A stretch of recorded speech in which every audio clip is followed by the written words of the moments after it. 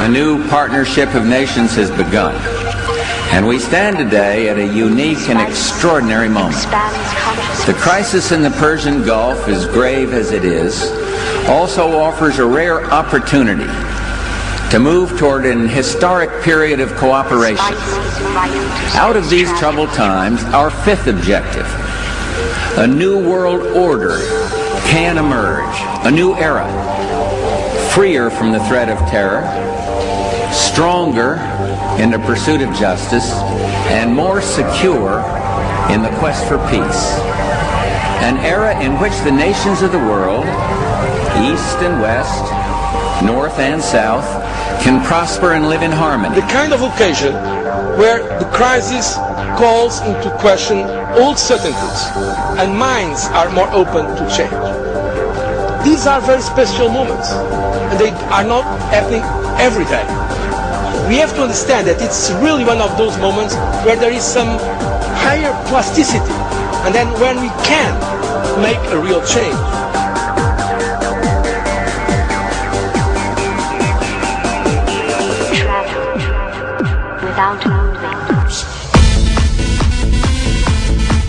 We have before us the opportunity to forge for ourselves and for future generations a new world order, a world where the rule of law, not the law of the jungle, governs the conduct of nations. When we are successful, and we will be, we have a real chance at this new world order, an order in which a credible United Nations can use its peacekeeping role to fulfill the promise and vision of the UN's founders.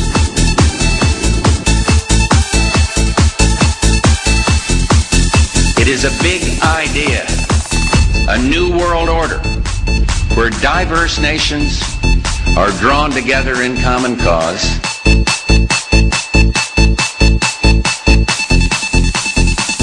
Dance with me.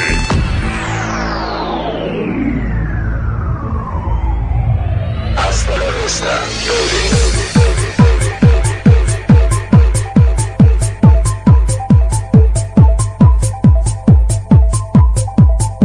Now we can see a new world coming into view.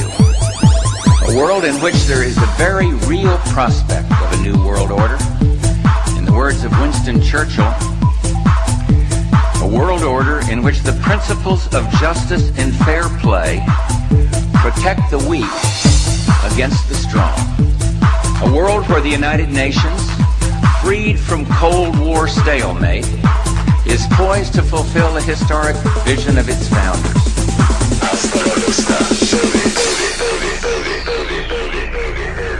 But the burdens of global citizenship continue to bind us together. The change of leadership in Washington will not lift this burden.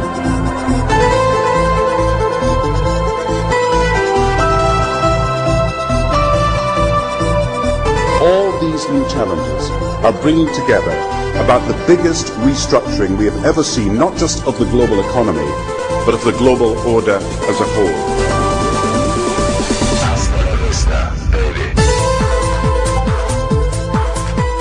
In 1990, another old world ended, dominated by the Cold War, and people talked then, in 1990, of a new world order.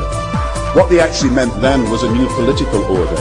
And what was not foreseen then, but is obvious now from everything that we see and do, what we experience in every day of our life, is the sheer scale and speed and scope of globalization.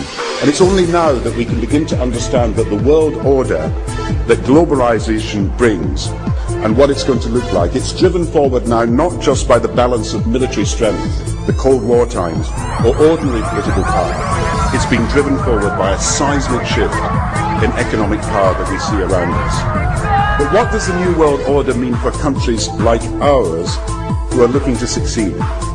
I suggest that the countries that are going to succeed are those that combine flexibility, free trade, open markets, with proper stewardship of the environment and investment in education, infrastructure and innovation.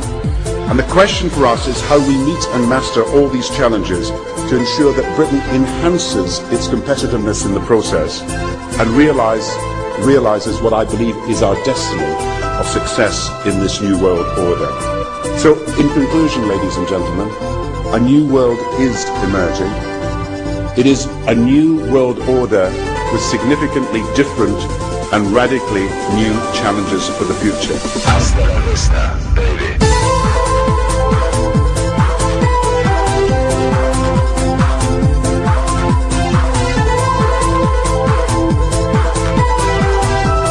The global financial crisis we're all suffering represents not just a problem, but an opportunity. That's set to be the message from the Prime Minister today. Gordon Brown's to claim the financial crisis has thrown up a unique opportunity to create a truly global society. He's championing internationalism and not protectionism, and he reckons the United States and Europe are going to be key to forging his vision of a new world order. And he's outlining 5 challenges facing the globe in a key speech at this evening's Lord Mayor's banquet. They're the economy, of course, but also terrorism and extremism, climate change, conflict and ways to rebuild states after war, and poverty and disease. Gordon Brown will today call on fellow world leaders to seize the opportunity created by the worldwide economic crisis to create a truly global society. The Prime Minister will use a high-profile speech in the City of London to say that Britain, the US and Europe should join together to create a new, stronger and more just world order. Now is the time to build new bridges across the globe as strong as the one that binds us across the Atlantic. Now is the time to join together through constant cooperation and strong institutions and shared sacrifice and a global commitment to progress to meet the challenges of the 21st century. It was this spirit that led airlift planes to appear in the sky above our heads and people to assemble where we stand today. This is the moment when our nation and all nations will summon that spirit anew.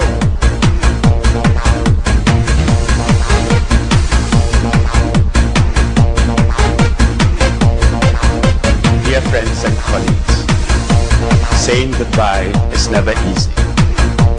I have spent most of my life working with the United Nations.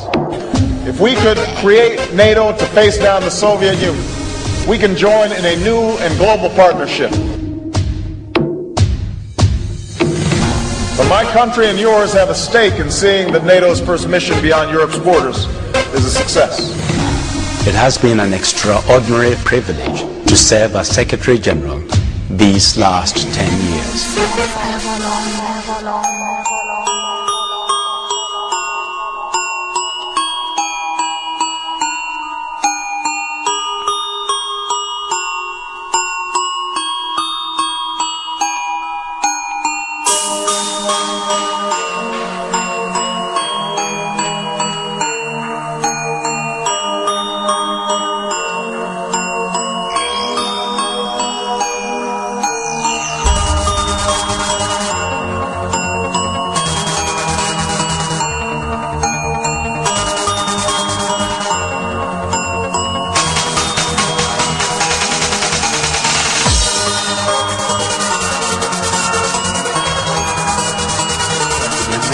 They're coming for your Social Security money. They want your fucking retirement money. They want it back so they can give it to their criminal friends on Wall Street. And you know something? They'll get it. They'll get it all from you sooner or later because they own this fucking place. It's a big club, and you ain't in it. You and I are not in the big club. It is a big idea, a new world order where diverse nations are drawn together in common cause